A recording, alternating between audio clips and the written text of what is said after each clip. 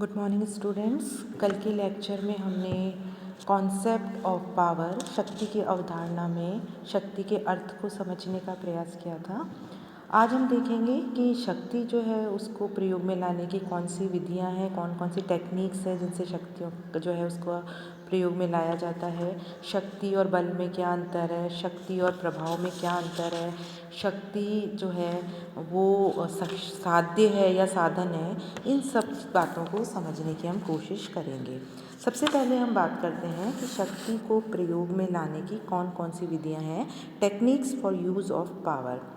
हम माने कि दो राष्ट्र हैं या एक क और ख और उनके बीच में एक समस्या है, और हम ये भी कल्पना करें कि क तो कुछ करना चाहता है और ख उससे भिन्न कुछ करना चाहता है। यानी जो क और ख जो है दोनों की परिस्थितियों में अंतर है, और जो क है वो ख को प्रभावित करने का प्रयास करेगा।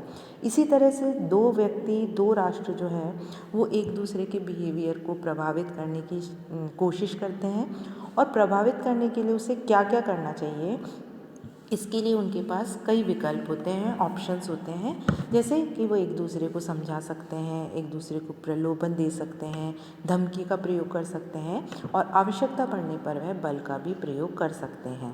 तो अगर हम शक्ति को देखें तो शक्ति को शक्ति को प्रयोग में लाने की जो है 4 विधियां हैं। सबसे पहली है समझाना, पर्सुएशन।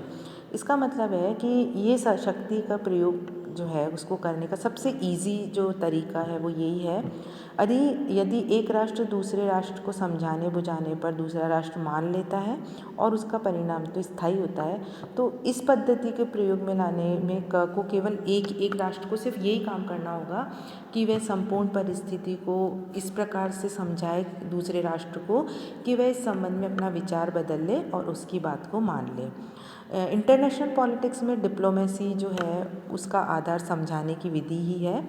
जो भी राजनयिक होते हैं, जो भी एम्बेसडर्स होते हैं, जो भी रिप्रेजेंटेटिव होते हैं एक राष्ट्र के दूसरे राष्ट्र में, वो जो है समझाने के तरीके के अनुसार ही व्यवहार कराने के लिए अपने लॉजिक से, अपनी इंटेलिजेंस से दूसरे राष्ट्र को प्रभावित करने की कोशिश करते हैं। अगर एक राजनयिक है उसकी सफलता का मूल्यांकन इसी आधार पर किया जाता है कि प्रलोभन, दंड, शक्ति की विधियों का सहारा लिए बिना समझाने से वो किस तरह से अपनी बात को मनवा सकता है। दूसरा जो है वो है प्रलोभन या रिवार्ड्स। शक्ति को प्रयोग में लाने की दूसरी जो टेक्निक है, दूसरा जो तरीका है वो है प्रलोभन। हमने अभी एग्जाम्पल लिया दो राष्ट्र क और ख, तो एक राष्ट्र क है, दूसरा राष्ट्र ख है, तो क के पास ख के आचरण को अनुकूल बनाने की जो दूसरी पद्धति है वह है प्रलोभन या प्राइस या रिवॉर्ड्स या पारितोषिक। इस टेक्निक में क्या होता है कि एक राष्ट्र जो है वो दूसरे राष्ट्र को प्रलोभन का वचन देकर उसके बिहेवियर को अपने हिसाब से ढालने की, प्रभावित करने की कोशिश करता है। ये जो प्रलोभन है ये 4 प्रकार के हो सकते हैं। साइकोलॉजिकल हो सकता है, भौतिक हो सकता है, इकोनॉमिक हो सकता है और पॉलिटिकल हो सकता है। जो बहुत सामान्यतः जो प्रलोभन होते हैं वो भौतिक होते हैं। जैसे कि क राष्ट्र जो है वो ख राष्ट्र को कहेगा कि भाई अगर आप मेरी बात को मानेंगे तो सैनिक सहायता आपको दी जाएगी, प्रशिक्षण की सुविधाएं, सैनिक अड्डे, भूप्रदेश आदि को देने का प्रलोभन दे सकता है। अगर आज वर्तमान की हम बात करें तो जो इकोनॉमिक रिवॉर्ड्स हैं वो भी बहुत ज़्यादा इम्पॉर्टेंट हैं। द्वितीय विश्व युद्ध के बाद यदि हम देखें तो अमेरिका और सोवियत संघ द्वारा जो आर्थिक सहायता की नीतियाँ अपनाई गई थी वो इसी प्रलोभन शक्ति का विधि जो है वो कही जा सकती है। राजनीतिक प्रलोभन के अंतर्गत जो है अपने से जो सबॉर्डिनेट राज्य है, अपने से जो कम शक्तिशाली राज्य है उसको स्वाधीन करने की बात, किसी अंतर्राष्ट्रीय सम्मेलन में अन्य राज्य के दृष्टिकोण को समर्थन देने की बात जो है वो आती है। थर्ड जो तरीका है वो है दंड या पनिशमेंट। शक्ति का प्रयोग में लाने का जो तीसरा तरीका है वो है दंड की धमकी देना। यदि ख राष्ट्र जो है क के समझाने से भी, प्रलोभन के बावजूद भी वह वही काम करता है, तो क जो है उस स्थिति में ख को दंड की धमकी दे सकता है। अंतर्राष्ट्रीय राजनीति में यदि हम देखें तो दंडात्मक कार्यों की कार्यान्विति आए दिन होती रहती है। परंतु अगर हमें दंड को, पनिशमेंट को प्रभावशाली, इफ़ेक्टिव बनाना है तो उसके लिए आवश्यक है कि धमकी केवल दी जाए, उसे प्रयोग में ना लाया जाए। फोर्थ जो टेक्निक है वो है बल या शक्ति या फोर्स। शक्ति के प्रयोग में लाने का जो अंतिम तरीका है वो है बल या पावर या फोर्स, और दंड और बल के प्रयोग में भेद करने की आवश्यकता है। दंड की निरोध जो है उसको धमकी के रूप में दी जा सकती है, परंतु जब सही में धमकी का प्रयोग जब वास्तव में अमल किया जाए तो वह बल प्रयोग बन जाती है। इंटरनेशनल पॉलिटिक्स में यदि हम बल प्रयोग देखें तो इसका सबसे जो एक्सट्रीम जो रूप है वो है युद्ध, वॉर, और इसमें बल प्रयोग जो है वो अंतिम चरण पे है। उसका प्रयोग केवल उसी समय होता है जब संबद्ध राष्ट्र को समझाने से अथवा धमकी से अपने आचरण को बदलने के लिए बाध्य नहीं किया जा सकता, तो शक्ति के प्रयोग के साधन के रूप में बल प्रयोग सहारा जो है वो आखिरी हथियार के रूप में काम में लिया जाता है। अब हम देखेंगे कि जो शक्ति की अवधारणा जो है उसमें हम देखते हैं कि शक्ति और बल को एक ही समझा जाता है, शक्ति और प्रभाव को भी एक ही समझा जाता है, जबकि ये अलग अलग हैं। शक्ति और बल, पावर और फोर्स में क्या अंतर है कि शक्ति और बल में जो है स्पष्ट अंतर है। बल प्रयोग शक्ति का उपकरण है, और जहाँ पे भी बल प्रयोग किया जाता है वहाँ राजनीतिक शक्ति का अंत हो जाता है। बल प्रयोग हिंसा पर आधारित है, जबकि शक्ति जो है वो एक मनोवैज्ञानिक प्रभाव है। शक्ति अपनी प्रकृति से बल की तुलना में एक मनोवैज्ञानिक क्षमता है, जबकि बल जो है वो एक भौतिक क्षमता है। बल की तुलना में शक्ति जो है वो एक विस्तृत अवधारणा है, और शक्ति और प्रभाव जो है, शक्ति में प्रभाव और बल जो है वो दोनों ही पाए जाते हैं, किंतु अप्रकट शक्ति में बल की तुलना में प्रभाव अधिक होता है, जबकि प्रकट शक्ति में प्रभाव की तुलना में बल जो है वो अधिक होता है। सरल शब्दों में हम कहें तो शक्ति अदृश्य है, जबकि बल प्रयोग जो है वो दृश्य है। यानी बल जो है वो हिंसा पर आधारित है, शक्ति जो है वो एक मनोवैज्ञानिक इफेक्ट है, प्रभाव है। अब हम बात करते हैं शक्ति और प्रभाव, पावर और इन्फ्लुएंस। यदि शक्ति से बल प्रयोग, दंड, हिंसा को निष्कासित कर दिया जाए, हटा दिया जाए, तो वह प्रभाव में परिवर्तित हो जाती है, इन्फ्लुएंस में परिवर्तित हो जाती है। प्रभाव एक बल रहित तत्व है। अगर हम कार्ल जे फेडरिक की परिभाषा देखें तो उन्होंने कहा है प्रभाव गुप्त शक्ति है, वह न्यूनाधिक मात्रा में शक्ति का अदृश्य रूप है। रॉबर्ट डहल है, उन्होंने कहा कि प्रभाव जो है वो व्यक्तियों, समूहों, समुदायों, संगठनों और राज्यों से संबंधित है, और इसमें विशिष्ट शब्दावली का प्रयोग किया जाए तो वह प्रभावकर्ताओं से संबंधित है, जिसमें एक व्यक्ति दूसरे व्यक्ति से अपने हिसाब से कार्य कराने के लिए उसे प्रेरित करता है, जो कि वो नहीं करना चाहता है। तो शक्ति और प्रभाव में यदि हम अंतर देखें तो मोटे मोटे रूप में हम ये कह सकते हैं कि शक्ति के पीछे कठोर भौतिक बल और प्रतिबंधों का प्रयोग होता है। प्रभाव में आग्रह, विनय और नैतिकता होती है।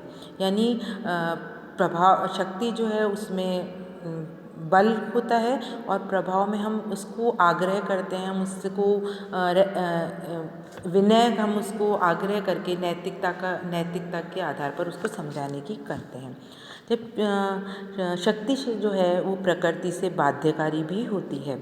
दूसरा अंतर यदि हम शक्ति और प्रभाव में देखें तो शक्ति भय, दंड पर आधारित होने के कारण अलोकतांत्रिक है, जबकि प्रभाव जो है वो सहमति पर आधारित होने के कारण डेमोक्रेटिक है, लोकतांत्रिक है। शक्ति के प्रयोग में देखा जाता है कि शक्ति के प्रयोग में शक्ति के प्रयोग को देखा जा सकता है, जबकि प्रभाव का केवल अनुमान ही लगाया जा सकता है।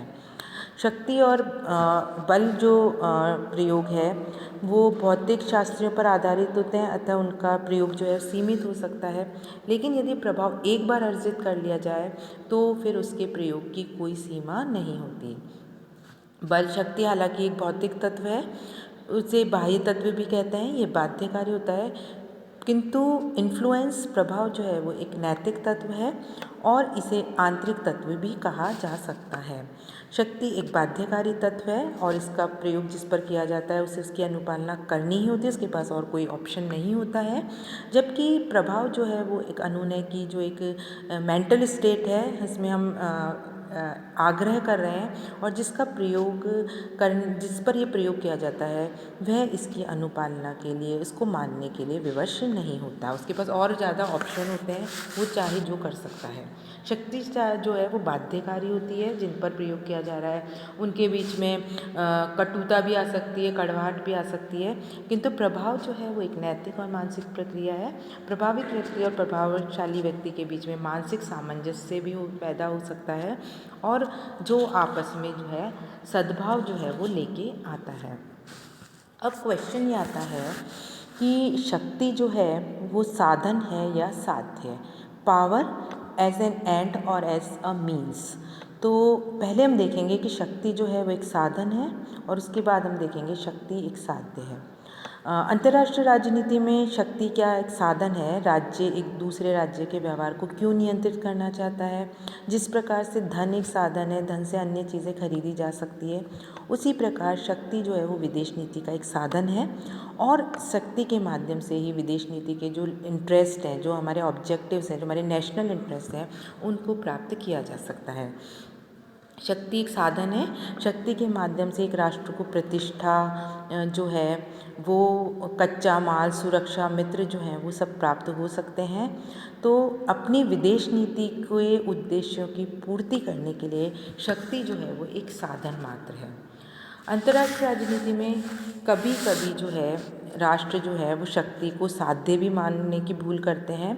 राजनीतिज्ञ ये मानते हैं कि शक्ति जो है वो छोटे छोटे जो महत्वपूर्ण मुद्दों पर बल प्रयोग करने की प्रवृत्ति या धमकी जो है वो शक्ति को साध्य में परिवर्तित कर सकती है। जैसे हिटलर और मुसोलिनी के लिए शक्ति साधन ना होकर साध्य थी। और अगर हम मॉर्गेंथो का राजनीतिक यथार्थवाद देखें तो उसके यथार्थवाद का भी यही निष्कर्ष है कि national interest defined in terms of power, राष्ट्रीय शक्ति को, राष्ट्रीय हित को शक्ति के परिप्रेक्ष्य में ही समझा जा सकता है। अतः शक्ति ही राष्ट्रीय हित है और प्रत्येक राष्ट्र की जो विदेश नीति है उसका अंतिम उद्देश्य जो है वो शक्ति को प्राप्त करना है। तो शक्ति जो है वो साध्य भी है और साधन भी है। जहाँ शक्ति अपने आप में एक उद्देश्य है, वहाँ दूसरे उद्देश्यों की पूर्ति करने का साधन भी हो सकती है। इंटरनेशनल पॉलिटिक्स में हम देखें तो शक्ति जो है वो साधन इसलिए है क्योंकि इससे राष्ट्रीय हित की पूर्ति होती है और साध्य इसलिए है क्योंकि शक्ति का आधिपत्य बना रहना राष्ट्रीय हित की सुगम सिद्धि के लिए, राष्ट्रीय हित के लिए आवश्यक है। अमेरिका और चाइना की हम बात करें और उनको बहुत पावरफुल माना जाता है, तो कई बार जो है छोटे छोटे राज्य जो है उनकी संचित शक्ति के भय से ही उनकी बात मान लेते हैं और राष्ट्रीय हितों की प्राप्ति के लिए ये संचित शक्ति जो है वो अमेरिका और चीन के लिए साध्य बन जाती है। तो शक्ति जो है वो साध्य भी है और साधन भी है। Thank you so much.